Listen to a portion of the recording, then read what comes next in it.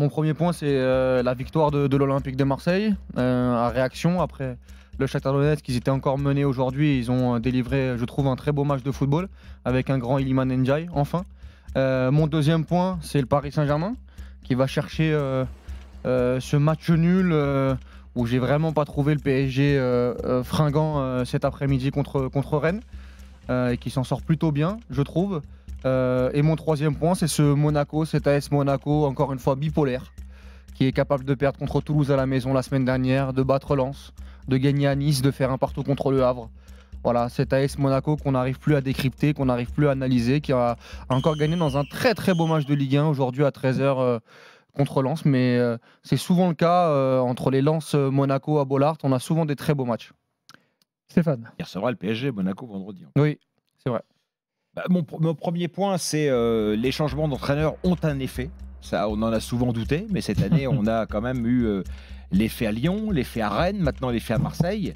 Des cas très différents, mais il y a un impact. L'impact de Jean-Louis Gasset, il est évident. Ça pouvait faire sourire il y a une semaine, ça fait plus sourire personne du tout aujourd'hui. Gasset, et coucou Gennaro.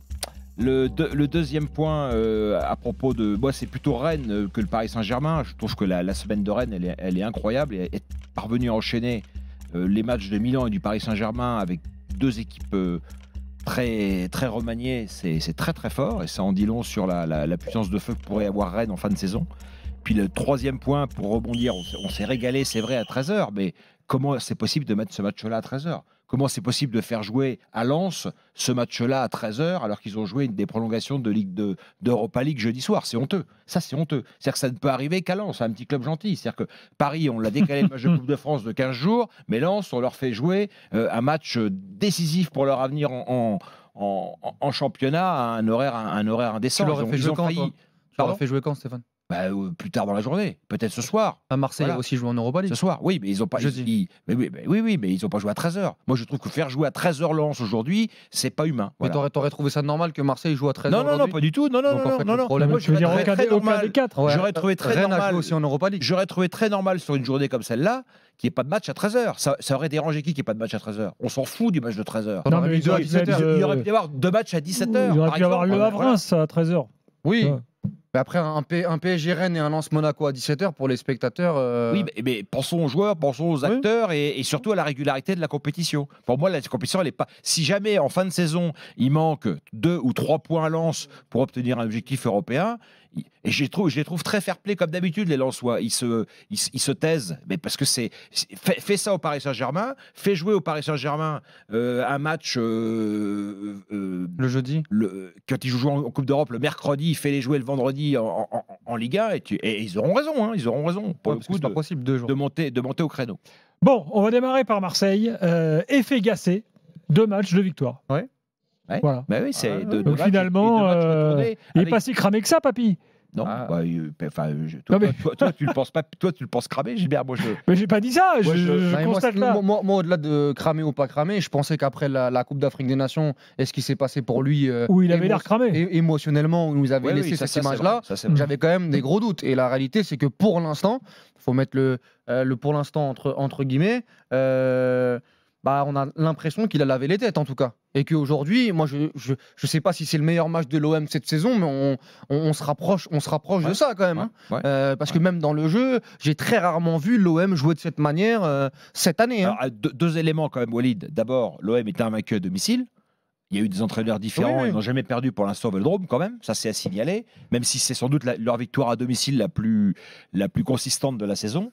Et le deuxième point, c'est que cette équipe de Montpellier, j'ai regardé parce que ça m'a interpellé quand même, s'ils avaient gagné à Lyon, on était un peu resté là-dessus. Ils ont battu depuis cette fameuse victoire à Lyon, Metz, Lorient et Toulouse. Ah non, c'est tout. Donc c'est une équipe qui est en...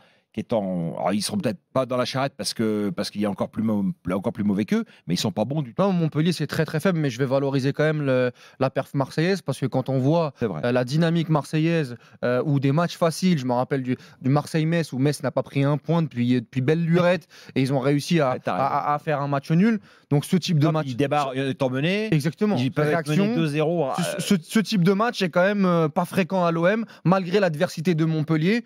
y a beaucoup de matchs en Ligue 1 qui n'ont pas réussi à gagner face à de faibles adversaires et ils l'ont fait plutôt largement et je trouve qu'il y a des individualités à ressortir, on en parlera après. Alors, Pour revenir sur la question de Gilbert oui. à propos de Gasset, moi, il y a un truc qui m'a beaucoup frappé en écoutant le commentaire de Jeannot et de Flo Germain, et notamment de Flo Germain qui suit cette équipe-là au quotidien, et qui parlait des différences de comportement sur le banc de touche entre Gennaro Gattuso et Jean-Louis Gasset, entre le calme et la sérénité d'un côté, peut-être lié à l'expérience et à l'âge, et puis la fougue, mais avec peut-être une transmission aussi de tension à ce groupe. Et c'est vrai qu'on voit des choses, on voit rien de génial dans ce que fait l'OM de Gasset, mais on voit des choses simples, des joueurs qui, a priori, ont une feuille de route qu'ils comprennent et qu'ils appliquent. Oui, une compo cohérente aussi. Jean-Louis Tour nous envoie une petite photo là avec des banderoles. Ça, c'est une nouveauté à Marseille. C'était déjà le cas jeudi. Des banderoles d'après-match. Il y a les banderoles d'avant-match. Oui, parce que je les ai vus d'avant-match. Banderole d'avant-match, c'est McCourt alors toujours en vie pour l'interrogation, par exemple, dans les banderoles d'avant-match. Et la banderole d'après-match, la victoire n'attend pas la colère. Quand vous voulez, vous pouvez, point d'exclamation. Voilà. En gros, on lâche rien, nous, mais on voit quand même que vous êtes capable de le faire. Non, mais tu vas à Clermont la semaine prochaine, tu reçois Nantes. Il y a une série qui doit être faite du côté de l'Olympique de Marseille pour essayer de croire à un sprint final en limitant la casse, quoi. La c'est quoi, semaine, limiter la casse, les places européennes ? Bah oui. Tu reçois Nice, qui est en grande difficulté sur les dernières semaines où on sent qu'offensivement ils ont beaucoup de mal. Voilà, c'est triste à dire, on le dit toutes les semaines avec l'Olympique de Marseille, mais avec une Ligue 1 qui avance très très peu, tu peux essayer de recoller, tu peux essayer de limiter la casse en tout cas. Donc à voir. Faut être prudent parce qu'il faut pas s'enflammer après ce match, mais il y a peut-être quelque chose à faire en tout cas. Bon, l'OM là a 33 points, ce qui le met à 3 points des places européennes, parce que je rappelle que les places européennes, ça va jusqu'au 6e cette année. Hein. Donc, peut-être que la Conference League, c'est pas à la hauteur de ce qu'espère Marseille, bien sûr, mais voilà l'écart en tout cas. Et par rapport au podium, au podium des 4, hein, si on veut rester sur la Ligue des Champions.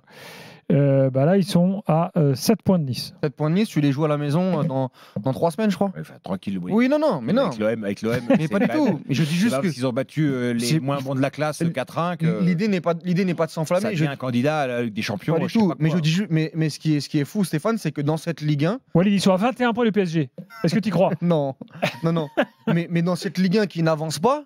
Aujourd'hui, bien sûr. on en parlera tout à l'heure, Lille a perdu à Toulouse, Nice n'a pas gagné contre Clermont. Quand tu mets l'OM de ce soir et que tu observes Rennes à Paris ou Lens et Monaco qui s'affrontaient, tu te dis que pour l'instant, cette équipe-là, elle n'est pas de ce calibre. Je suis d'accord avec toi. Aurélien est là, supporter marseillais. Aurélien, bonsoir. Bonsoir à tous. Bon, qu'est-ce que c'est une magnifique semaine là. Enfin, semaine qui a démarré lundi. Tu vois non, moi je ne m'enflammerai pas. Très bien. Je m'enflammerai pas. Je les connais, je les supporte, je les connais. On va pas s'enflammer parce que jeudi c'était très faible. Ce soir c'était faible. Point positif ce soir, je vais pas autant peut-être m'enflammer que Walid. On a enfin Iliman Ndiaye qui a montré que ça savait faire autre chose que des jongles sur le parvis de la gare Saint-Charles. À 18 millions, j'ai envie de dire qu'au mois de fin février, il était temps qu'il se réveille. Bon, il y a encore du déchet, hein, je veux dire, mais bien, dans l'intention, dans le repli défensif, bien, je suis content, j'espère qu'il va continuer. Après, moi, honnêtement, je m'enflammerai pas. Et moi, je les connais. Enfin, dans le sens, on les connaît tous à Marseille. Il y a l'effet Gasset, ok. Mais on va attendre, hein, parce qu'on fait encore un cadeau en début de match. Il y a certaines équipes face à qui ce cadeau, on ne pourra pas le remonter. Et surtout, moi, j'attends la série à partir de mi-mars jusqu'à mi-avril, où là, on a 5 matchs. On joue Lille, on va à Rennes, on reçoit Lille, on reçoit le PSG, on reçoit Lens. On reçoit Nice. Enfin, cette série, c'est à partir suivant comment on sort de cette série-là, je serai peut-être un peu plus rassuré parce que moi, je vais être avec vous. Si on joue pas la Ligue des Champions, pour moi, la saison c'est un échec. Si on n'est pas qualifié en Ligue des Champions, pour moi, la saison c'est un échec. Et ça serait, il y aurait rien à en tirer, quoi. Donc, je m'enflamme pas, mais c'est vrai qu'après, on va dire, allez, l'effet Gasset, quoi. Il y a eu des bonnes choses. Déjà, dans les attitudes. Les attitudes, c'est vrai que ça fait 2 matchs, c'est quand même mieux que ce qu'on voyait avec Gattuso. Je comprends que tu ne veuilles pas t'enflammer, mais enfin, tu marques 7 buts en 2 matchs. Ouais, moi, l'idée, c'est pas de s'enflammer, mais de dire quand même qu'il a lavé les têtes. Non, moi, je répète, la semaine dernière, quand j'entends Jean-Louis Gasset qui arrive à l'Olympique de Marseille, je tombe des nues. par rapport à la dernière Coupe d'Afrique des Nations, comme on le disait tout à l'heure. Oui. Là, tu te qualifies contre le Shakhtar avec un système de jeu beaucoup plus cohérent et tu bats Montpellier. Montpellier, on l'a dit, faible équipe, il n'y a aucun souci là-dessus, mais où tu réagis plutôt facilement. Tu as des individualités qui reviennent de blessures, qui sont mieux. Je trouve qu'il y a des choses qui sont quand même positives par rapport à ça. Après, c'est pas le Brésil 70, hein, on va pas s'enflammer. Moi, je suis pas là pour m'enflammer, mais je me dis juste que déjà, voir l'Olympique de Marseille se qualifier en 8e de finale d'Europa League, c'était pas donné lundi dernier contre le Shakhtar Donetsk, et de les voir réagir et donner un peu de plaisir aux supporters en mettant 4 buts, et ça aurait pu même faire un peu plus sur certaines situations. Je trouve que c'est déjà un bon début. Personne n'a dit que Jean-Louis Gasset c'était Pep Guardiola ce soir. Hein. Personne l'a dit. Il faut quand même se souvenir que Jean-Louis Gasset, il est intervenu à peu près dans les mêmes conditions à Saint-Etienne, je ne sais pas, il y a 3-4 ans, je ne me rappelle pas, il y a 4 ans, de l'année, et que ça avait très très bien marché. Moi, j'étais plutôt, je trouvais que pour une fois, Longoria avait une idée à peu près. D'ailleurs, ça ne doit pas être la sienne. Non, c'est pas la sienne, justement. Voilà, c'est Tessier. Oui, c'est bien pour ça, parce que c'est un peu par rapport à la situation. À Longoria, par rapport à la situation du moment de l'OM. C'est quand même à peu près ce qu'il pouvait faire de mieux sur les 4 mois. Après, sur les 4 c'était mois il y a 3-4 ans aussi, Stéphane. C'est-à-dire que le football, ça va très très vite. Moi, je me disais que voilà, Jean-Louis. Entre-temps, il y a eu Bordeaux. La Ligue 1, ça va pas vite. Walid, la Ligue 1 de 3-4 ans, elle n'est pas très différente de la Ligue 1. Oui, mais entre-temps, il y a eu Bordeaux. Moins bonne. Entre-temps, il y a eu Bordeaux. Entre-temps, il y a eu la Côte d'Ivoire. Voilà, moi, je me suis dit, est-ce qu'il va être frais? Comment tu veux laver des cerveaux avec un entraîneur qui est sorti quand même vidé d'une canne ou son prédécesseur? Il n'était peut-être pas vidé finalement. Il était peut-être pas vidé. Moi, cette semaine, c'est une agréable surprise pour l'instant. Ça ne veut pas dire que par la suite, l'OM va gagner l'Europa League et ils vont être deuxième du championnat. Non. Mais je dis juste que déjà, c'est un bon début et qu'il a redonné confiance à 2-3 joueurs ce soir dont j'ai pas vu ce niveau-là sur les derniers mois. Alors avant que... Il restait quand même sur 7 matchs en victoire avant qu'il arrive. Donc ils avaient et encore la victoire en question, c'était Thionville. Donc c'est quand même un grand et en foot par contre on sait que les dynamiques s'enclenchent quand même assez vite et que ça peut changer beaucoup de choses parce qu'il y a quand même dans cet effectif de l'OM il y a des joueurs dignes de ce nom quoi. Qu'est-ce qu'on dit à 1-0 à la 10e minute là au jeu ce soir? Il reste 80 minutes quand même. Non, mais moi je me dis, c'est bon, l'OM est reparti comme contre Metz, comme contre. T'es chaud bouillant, Walid, mais tranquille aussi. Non, mais moi je me suis dit encore. Ils prennent un but, bon voilà. Ils ont failli prendre le deuxième très vite. Tu retombes dans tes travers, tu perds contre Montpellier, ce soir c'est très différent. Oui, moi en fait, voilà, il y a 2 choses sur lesquelles je voudrais revenir. Bon, et ça c'est bravo à Gasset, c'est tenter Sarr en piston droit. Là j'avoue. Et je trouve que ça a permis de relancer Chancel Mbemba. Ça a vraiment belle trouvaille. Et très bon match. Il n'était pas vraiment piston droit. Il joue en 4-3-3. Moi, je trouvais que c'était Mbemba qui était latéral droit finalement, qui a pris tout le couloir et qui a fait un sacré match, Mbemba. Oui, parce il fait des choix contraints par les absences aussi. Oui, Klaus n'est pas là. Et il fait des choix contraints par exemple, puis qui sont quand même des pieds de nez au mécano-M de Longoria, hein, parce que les gars qu'il a pris cet hiver encore, on les a pas vus ce soir. Et Aurélien, deuxième chose, c'était quoi? Deuxième chose, pardon, c'est honnêtement, moi, et pourtant je l'adore, c'est un joueur que j'adore, mais il y a un mec qui joue au même poste que lui, et je pense que s'il avait fait la cagade pour le but de Montpellier, le stade l'aurait sifflé, tout le monde serait tombé dessus. C'est le totem d'immunité de Gigot. Parce que Gigot, ça fait quand même, depuis le début de l'année, il y a quand même pas mal de petites erreurs où des fois ça nous coûte des buts sur des actions. Et je me mets à la place de Balerdi qui, pour le coup, je trouve, est sur une bonne dynamique. Enfin, j'aimerais bien, je sais pas votre avis, mais moi je trouve qu'il a un totem d'immunité. Non, mais on l'a déjà dit jeudi. Moi j'entends que Balerdi il est sur une bonne dynamique. Tu as vu le but qu'il prenne à Brest, Marseille? Tu vas me dire que Balerdi est sur une bonne dynamique, mais il a défendu comme le défenseur de Saint-Léonard-des-Bois contre Carouge en 3 divisions de district. Non, Stéphane, jamais. Bah si, Balerdi à Brest. Le but à Brest de l'Espenou a marqué. Oui, mais encore une fois, c'est un défenseur qui défend pas. défenseur qui peut faire des erreurs. Maintenant, ça. Après, Gigot, on a déjà théorisé le fait que c'est Maintenant, le local de l'étape et que même si t'es un peu moins bien, c'est comme Kimpembe, tu vois. Non, mais sur la dynamique, Ouais, non, mais là, encore une c'est fois, une faute de- Balerdi, c'est une faute de il n'y a pas la strict, seule ce qu'il erreur contre Brest qu'on doit mettre en avant. Les matchs qu'il fait, quand même, sont de bonne facture ce soir, encore une fois. Il fait un très bon match, mais on sait très très bien qu'à chaque fois qu'il va faire une erreur, on va en parler beaucoup plus. Alors que Gigot, moi, pour le coup, j'ai pas envie de lui tomber dessus ce soir parce qu'il fait une grosse erreur. Ah Et oui, ça- une et énorme c'est- erreur. il fait une énorme erreur et ça commence à devenir très très fréquent, mais il se reprend plutôt bien après son erreur. Mais oui, tu as raison. La différence de traitement dans les médias ou même chez les supporters entre Gigot et Balerdi, il y a un décalage qui est pour moi trop important et je l'ai souvent dit. Je remercie Enfin, tu Aurélien au joueras pas 32-16. Tu joues pas la Ligue des Champions avec Balerdi Gigot comme défenseur. Hein. Moi, je suis désolé. Moi, je te dis que il va Balerdi, il y falloir a des que clubs en l'effectif- Italie, Stéphane, Ouais. où il jouerait. Je te le dis. Je t'ai entendu tout à l'heure de non, le débat Quoi, avec Kevin. Frosinone Moi, je Hein trouve non, non, ça- non, moi je pense que Salernitana quand à la Juve on voit des Gatti ou des Rougani, je te dis qu'aujourd'hui, Balerdi, s'il joue à la Juventus et on regarde des matchs à la Juventus, on se dit, purée, il a progressé. J'en suis persuadé. C'est mon avis, je vais peut-être vous faire Moi, crier. ça me hein. fait rire. Non, Non, mais- ça me fait et, rire. moi, et moi, je suis persuadé qu'il y a des clubs à l'Olympique de Marseille, en tout cas des clubs qui sont intéressés par Balerdi à l'Olympique de Marseille. Et ça a déjà été que le cas sur Marseille les. le vendent parce qu'ils n'auront pas de mal à trouver mieux. Bah, on en reparlera sur les prochains mois et sur les prochaines années. Bon. Je rappelle quand même qu'Mbemba au début était hyper critiqué. Les gens disaient il est nul. Non, mais Et puis, au final, c'est Non, le mais je meilleur répète, défenseur de quand Marseille je aujourd'hui. vois l'Atlético de Madrid, Ah oui. Witzel jouer défenseur central, qui Il est n'y a pas peu- mettre Witzel Non, et Balerdi non. sur le même plan quand même. Mais je te Witzel, dis que Balerdi, il a une carrière 24 derrière lui, ans. quand même. Balerdi, il a 24 ans, il progresse. Et je te dis, on va pas faire un débat sur Balerdi pendant 25 minutes. Mais je dis qu'il y a un délit sur Balerdi, dont je ne comprends pas, moi. Moi, je Bon, on dis- continue le débat dans quelques instants. Non, Attends, moi, je dis Quand il est Stéphane, bon, on le dit jamais. Moi, je ne Stéphane. comprends pas Balerdi, mais je constate quand même que les coachs s'enchaînent à l'OM et qu'ils jouent. Continuons sur l'OM. On a Antoine avec nous au 32-16. Antoine, bonsoir. Bonsoir, salut la team.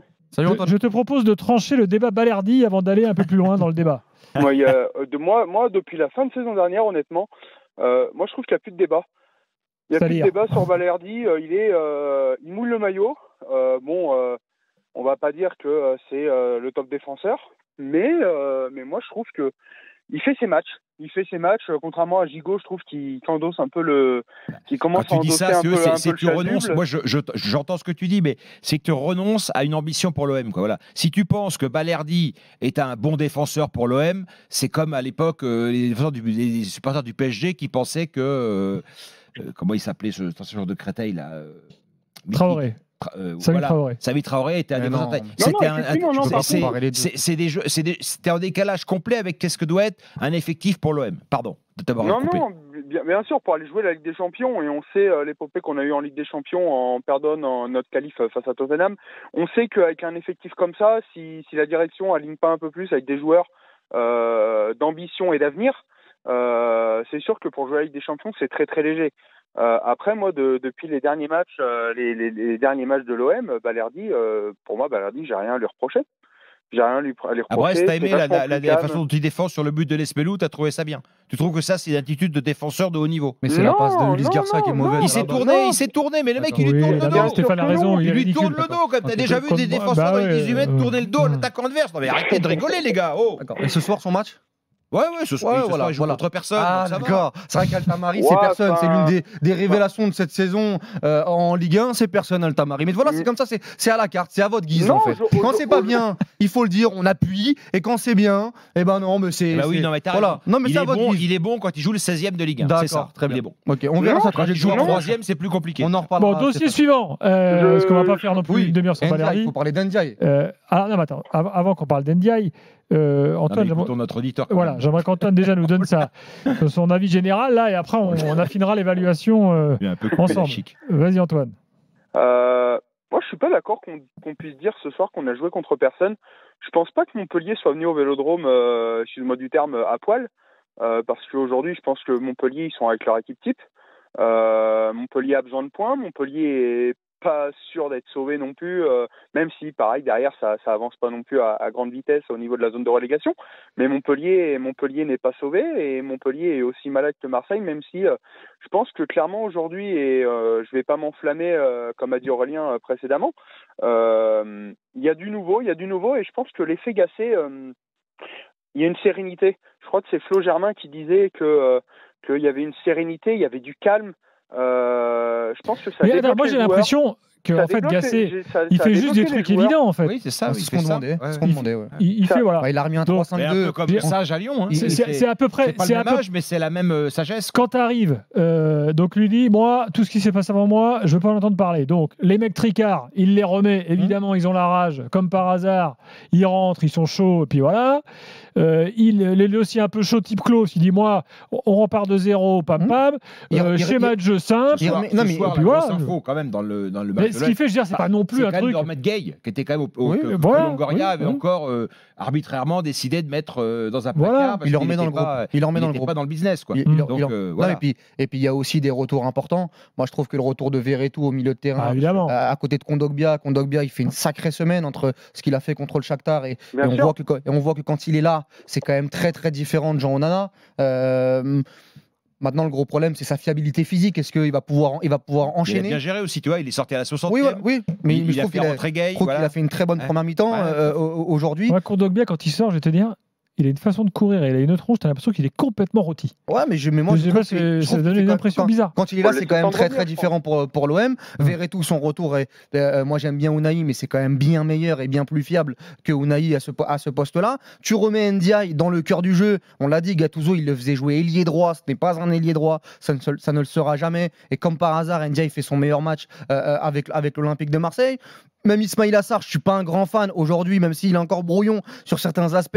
Je trouve que son profil a fait beaucoup de bien avec Mbemba sur le côté et il a beaucoup provoqué. Tu l'as dit, il a fait les choses cohérentes. Et quand on disait que Gattuso, par ego, voulait jouer dans un système de jeu qui ne correspondait pas aux qualités et aux défauts de l'Olympique de Marseille, bah on voit que Gasset finalement fait l'inverse et ça fonctionne. Ça fonctionne. Et encore, tout n'est pas parfait. Hein. Ils ont joué dans le Tout même n'est pas système, parfait. hein, ce Bien soir. sûr, Non, bien sûr. Oui, mais Ils ont joué le plus système dans de ce soir, 4-3-3. il est un peu bizarre parce que c'est vrai que c'est un 4-3-3, je suis d'accord avec toi Stéphane, mais en vérité, si on regarde bien, il y a une double animation en fait, avec Quentin Merlin qui est parfois très très haut, Mbemba qui revient dans la défense à 2, qui fait une défense à 3. C'est très modulable ce soir et j'ai trouvé ça très intéressant. C'est pas un 4-3-3 simple, figé. Ndiaye est très c'est axial. Ndiaye n'est pas un ailier ce soir, il est très axial. Donc il faudrait regarder un petit peu les positions moyennes de chacun pour voir véritablement ce qu'ils ont voulu proposer.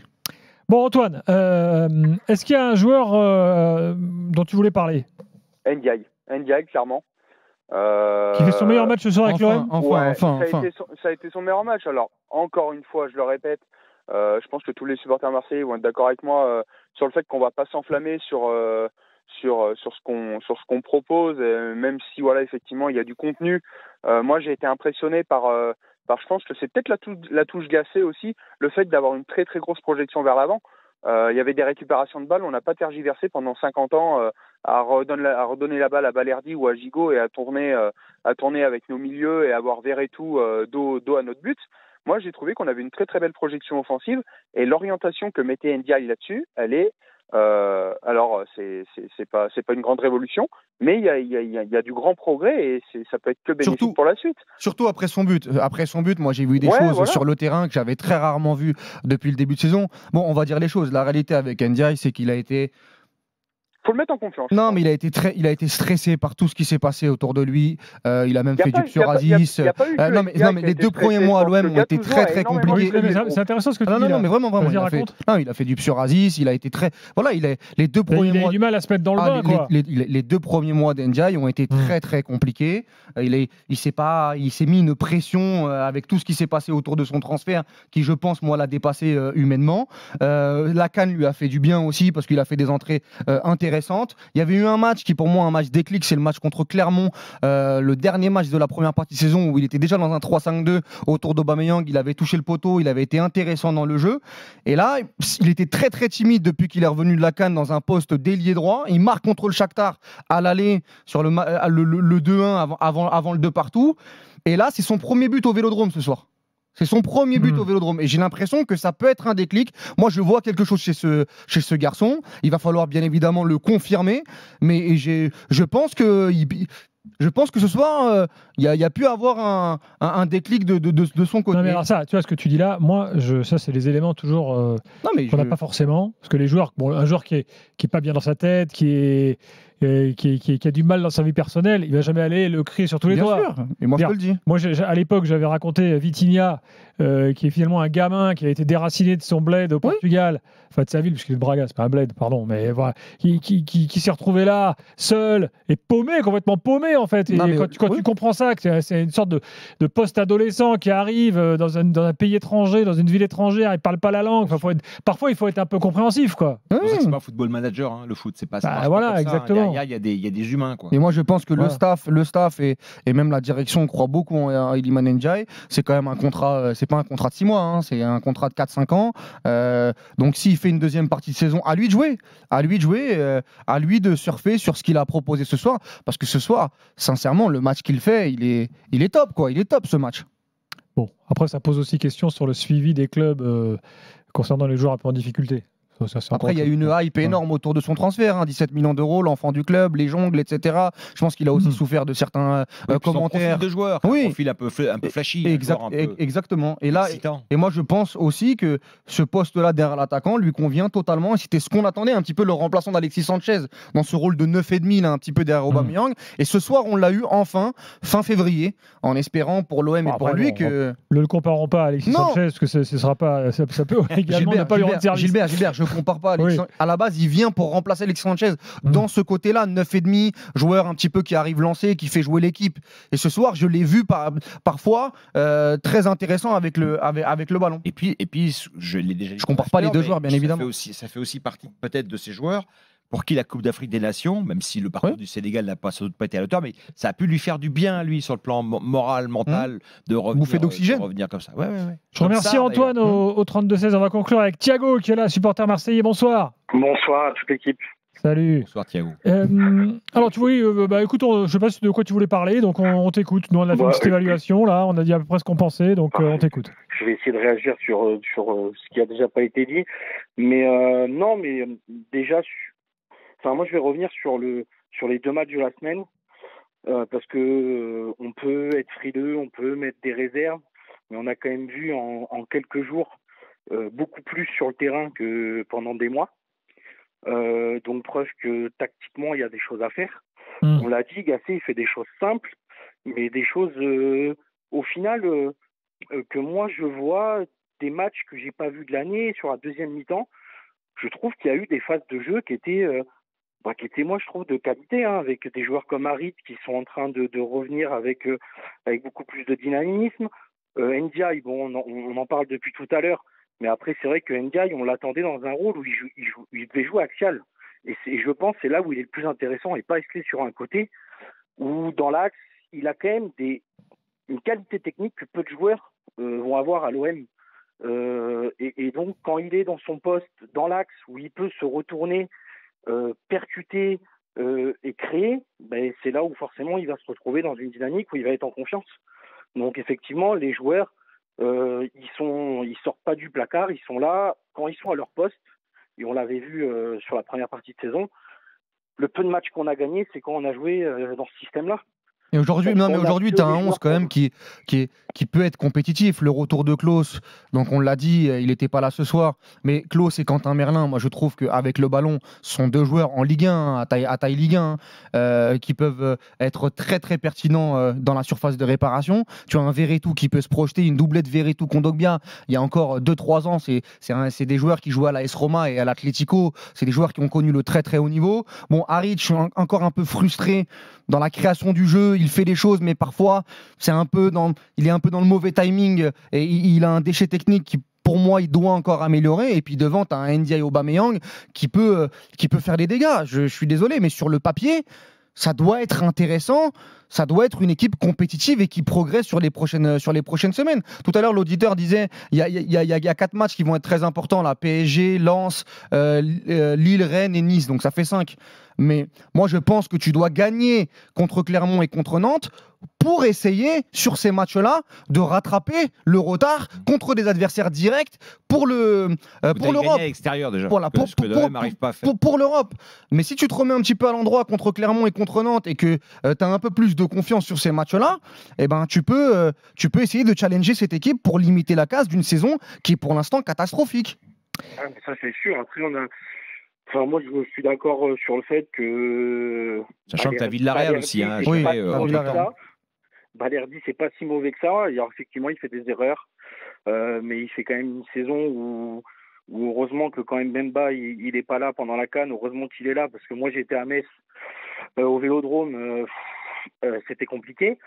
Et puis surtout, on voit quand même une équipe, parce que certes, j'ai entendu beaucoup de choses aussi contre le Shakhtar, comme quoi c'était pas un match de grande qualité, effectivement, mais on a quand même eu une 60aine de centres en 2 matchs, ce qui est l'équivalent peut-être de 10 matchs avec Gattuso. Enfin, j'exagère, mais voilà. Mais aujourd'hui, on voit quand même une équipe qui essaye. La sérénité de Jean-Louis Gasset, je pense, qui impacte les joueurs, parce que sous Gattuso, alors il a beau nous parler de la possession de balles, etc. Mais alors dès qu'il y a une perte de balle et qu'il y a un déséquilibre, il braille dans tous les sens, il met tout le monde la tête à l'envers. Là, on voit que les joueurs, ils ratent quelque chose. On prend le feu derrière. Il est là, il est serein. Les joueurs, ils peuvent y retourner. Enfin, je trouve qu'il y a quelque chose qui s'insuffle aujourd'hui, qui est la sérénité des joueurs qui n'ont pas peur d'aller tenter des choses. Alors oui, défensivement, c'est pas parfait.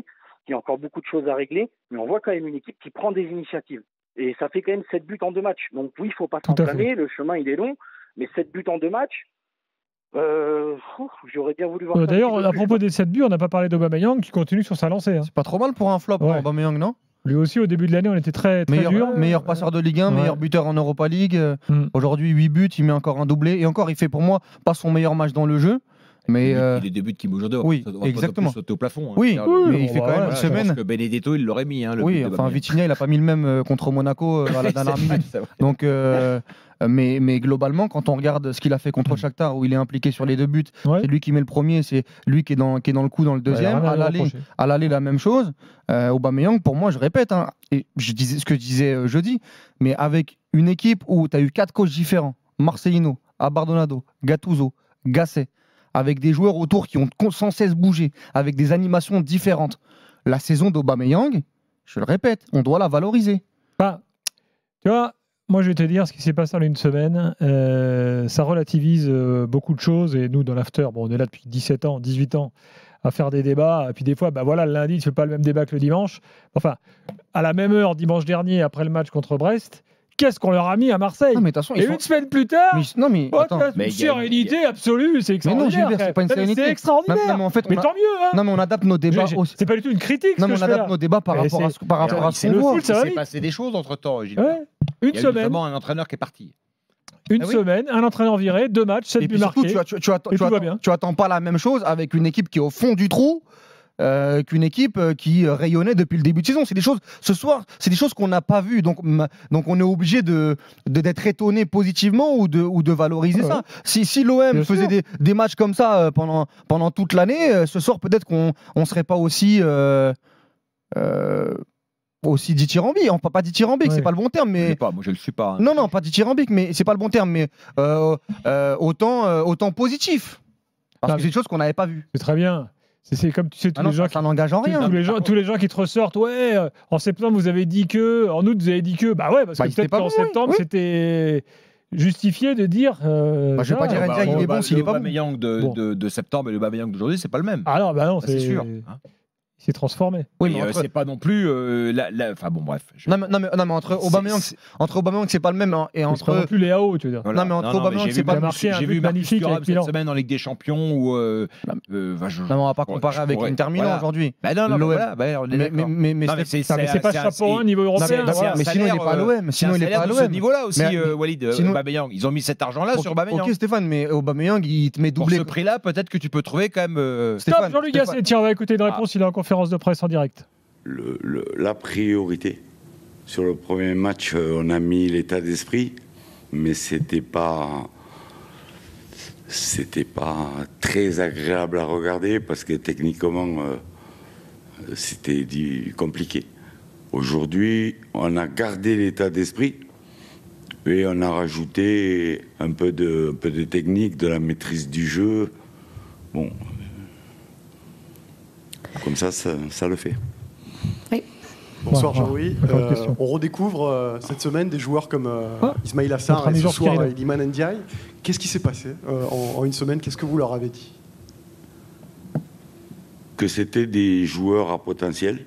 Il fallait, pendant les jours, il fallait d'abord parler avec les cadres pour les remonter, et ensuite parler avec les jeunes joueurs. C'était des joueurs d'avenir. Mais ici c'est dur. Et s'ils avaient été choisis, leur faire comprendre qu'ils allaient y arriver. Mais il y avait une période un peu de doute, mais qu'ils allaient y arriver. Moi, je les connaissais puisque j'ai travaillé un peu en Afrique, donc je connaissais bien le Sénégal, toutes les équipes. Et quand je les voyais jouer, je disais, waouh, il y a du potentiel. Mais pour s'exprimer à Marseille, au Vélodrome, devant 60 000, ça vient pas comme ça. Il faut un petit déclic, un petit laps de temps, et c'est ce que je leur ai dit. J'étais persuadé, on peut pas dire, parce qu'on ne sait pas comment va vous répondre un gamin que vous mettez titulaire, mais j'avais envie de le tenter maintenant, parce que le match de jeudi nous avait quand même désinhibés, je trouve. J'ai senti des gens qui avaient une chape de plomb un peu moins lourde sur les épaules, donc il fallait faire des choix sur des joueurs. Jeudi, c'était avec un attaquant costaud, parce qu'on allait jouer long, parce que je ne voulais pas qu'on sorte le ballon de derrière, pour pas perdre confiance. Aujourd'hui, il fallait plus jouer, donc il fallait plus soit des gens sur les côtés qui vont vite, soit des gens dans l'axe qui techniquement sont forts. Et ils ont répondu. Voilà, les explications de Jean-Louis Gasset. Sur la différence entre Mumbagna et Ndiaye. Intéressante. Juste pour revenir sur Aubameyang, je pose une question à Stéphane, parce que tu disais c'est pas chapeau 1, etc. Bien évidemment, on va pas le comparer à Marcus Thuram, etc. Maintenant, la réalité, c'est qu'est-ce que tu as un numéro 9 qui pourrait venir à l'Olympique de Marseille, qui, avec Mumbagna, Vitinha, Sarr, Correa, Ndiaye de cette saison, qui plante doublé contre Panathinaikos, 5 buts contre l'Ajax, 2 buts contre le Shakhtar Donetsk. Je répète, hein, avec les joueurs autour. Moi, j'ai entendu, je veux bien que le Aubameyang d'aujourd'hui, c'est pas celui de septembre. Mais moi, j'ai entendu les pads, j'ai entendu il est finito, il est fini, c'est terminé, etc. Ouais, c'est vrai, c'est un flop de l'espace. Je répète, hein, aujourd'hui, les statistiques avec les joueurs qu'il a autour, où il a eu quand même, je répète, hein, des joueurs autour qui, en termes de niveau, heureusement qu'Aubameyang, il est là cette saison à l'Olympique de Marseille. Moi, c'est juste ce que je dis.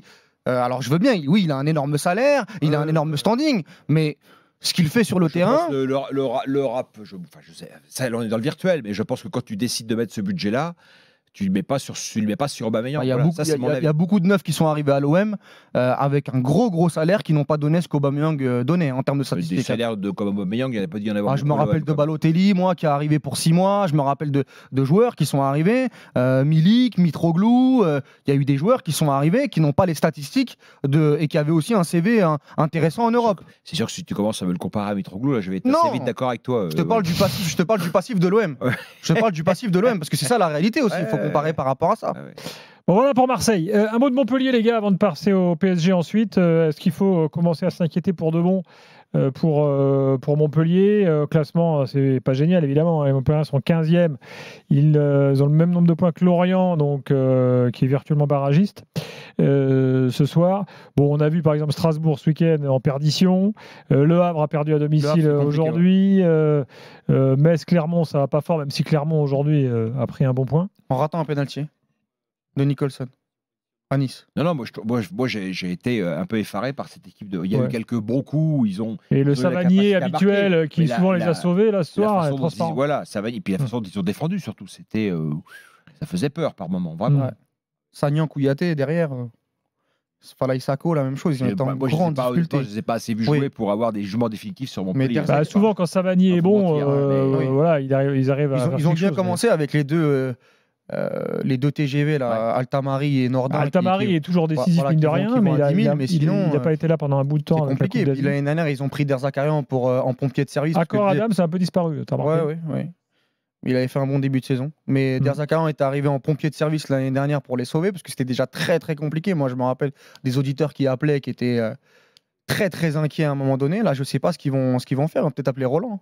Bon, après, je vais te dire, en bas du classement, moi, quand tu vois Metz et Clermont, je ne sais pas si quelqu'un va réussir à faire pire. Oui. Surtout quand tu vois ce qui s'est passé après le match contre Lyon à Metz. À Metz, c'est chaud. Bologna, ça commence à être chaud. Il y a déjà 5 points. 5 points, c'est beaucoup. Ouais.